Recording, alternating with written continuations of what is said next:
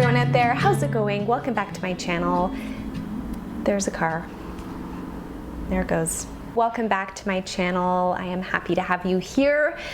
Life sometimes throws us a curveball. Sometimes really unexpected things happen and it can really throw us off balance and kind of spiral us into a lot of anxiety and uncertainty. And I think a lot of us are feeling like that at the moment. And today I wanted to share with you really simple, small things that we can do on a regular basis to support our mental and our physical well-being. Some things that we can do for our mind, our body, our soul, kind of lift our spirits to help us to calm a little bit, reduce stress, and also just to put things into perspective. Let's get started.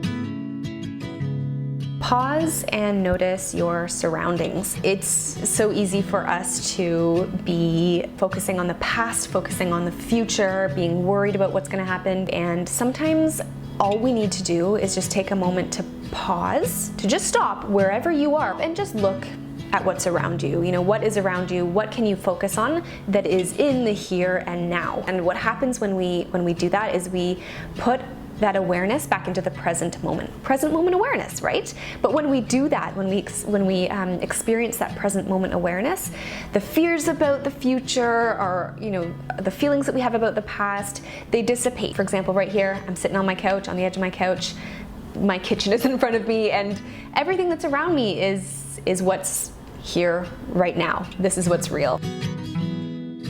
Get out into nature if you can. Now, if you're not able to, even just something as simple as opening up your window, right? Sitting by a window, just having some of the outdoor world near you is so powerful. When I get up in the morning, I love opening up my window, especially now that it's springtime, maybe not so much in the winter, but having the windows open and just being outside where I can hear the birds, where I can hear the breeze, the wind blowing. All of these different elements of nature are profoundly calming and very reassuring. And the reason why I find nature to be so reassuring, I hope that you can appreciate this analogy. I feel like just nature, the outside world, is such a testament to resilience, and how there can be disastrous storms. We can have all kinds of turmoil going on in the outside world, and what happens is things are able to regrow.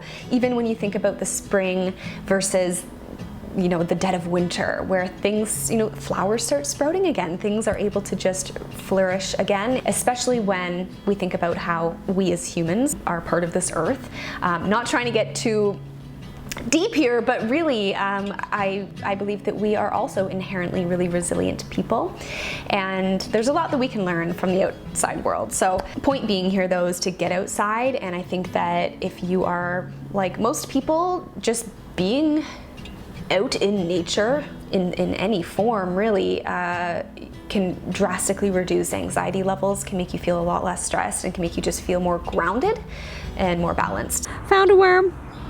It's very similar to the worm you were looking at before. I love worms. Look at this guy. Look at him go. Look at him go.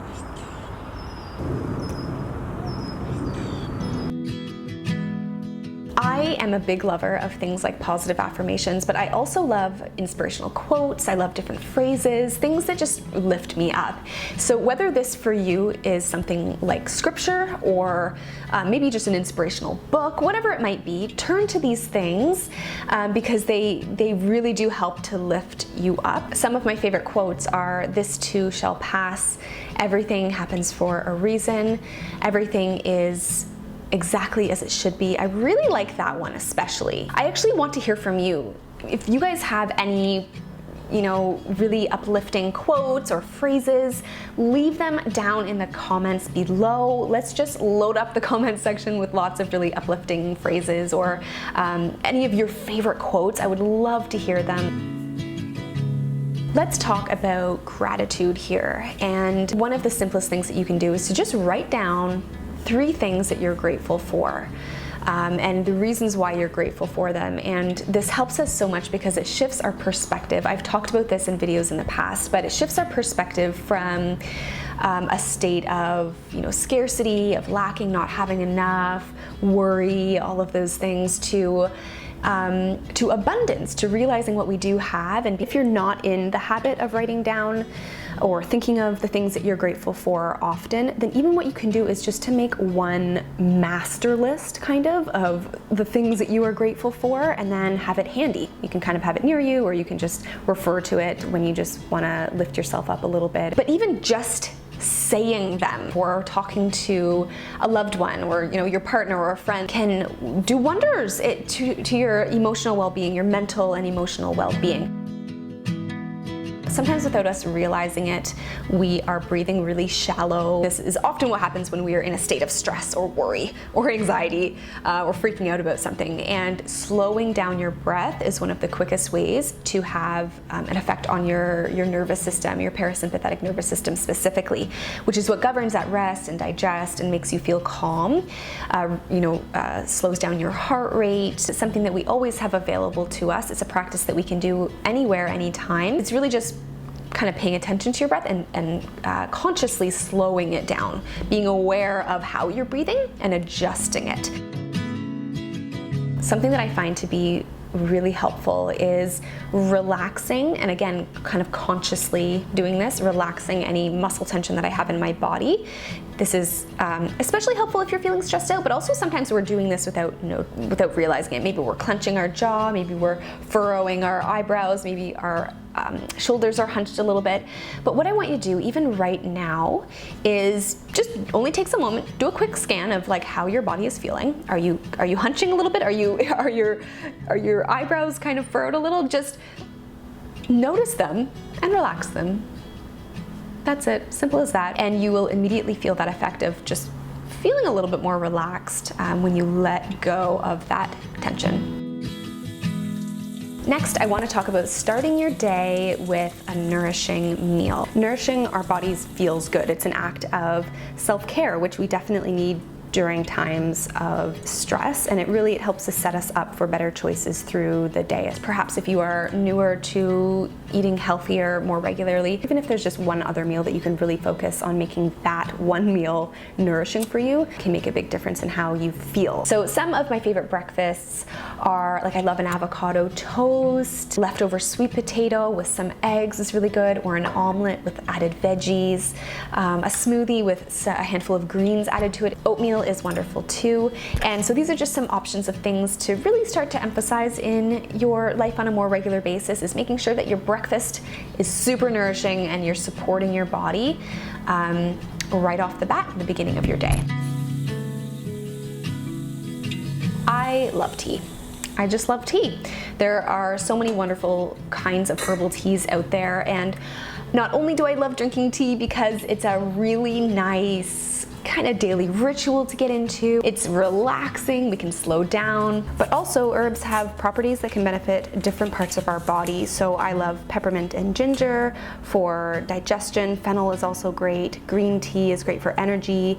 Chamomile for stress. Astragalus.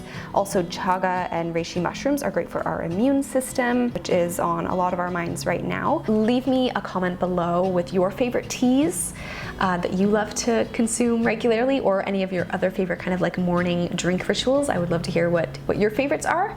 But another thing that I love doing with teas is making tea lattes. And if you aren't familiar with this, it's really just you're making a latte with milk. I usually do almond milk or coconut milk, and you plop a tea bag in there and it's delicious. And so the way that I make it at home is I just heat up some of my almond milk, and then I have an electric milk frother that I'll whiz it up, make it nice and frothy, and then I'll pour that into a mug and then add my tea bag.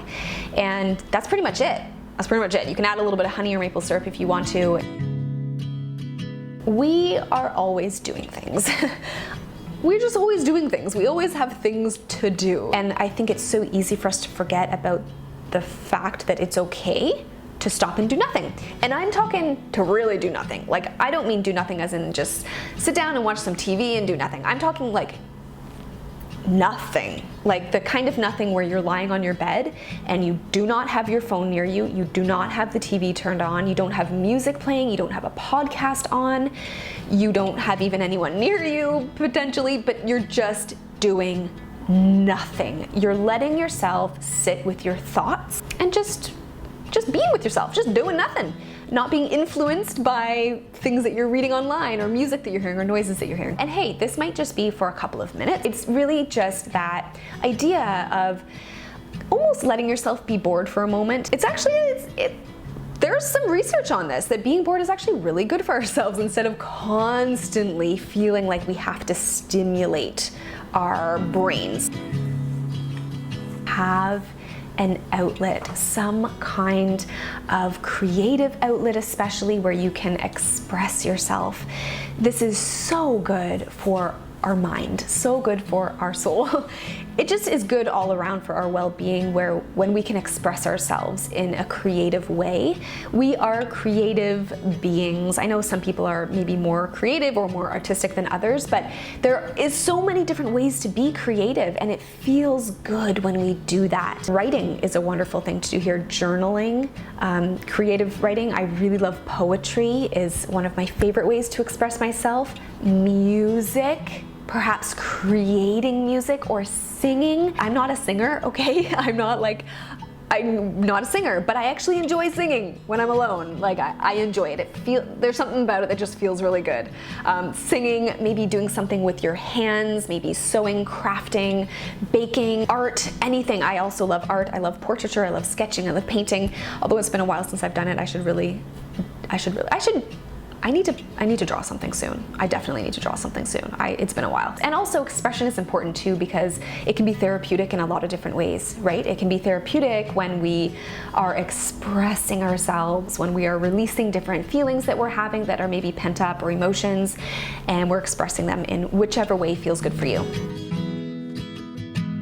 My last point here that I want to talk about is to give a little bit of yourself. And what I mean here is, kind words, a compliment, a kind gesture, even just a smile at strangers can make a world of a difference in how people feel and how you feel. It can really light things up, light people up. I know right now, at the time of this recording, a lot of us are in isolation. We're not really going out much, but just in general, to remember doing what you can to spread a little bit of kindness. And I think it helps to connect us in that sort of small way.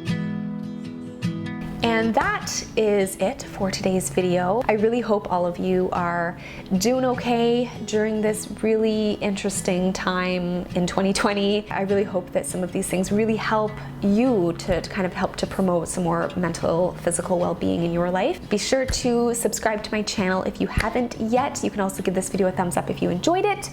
And I will see you all in my next video. Bye.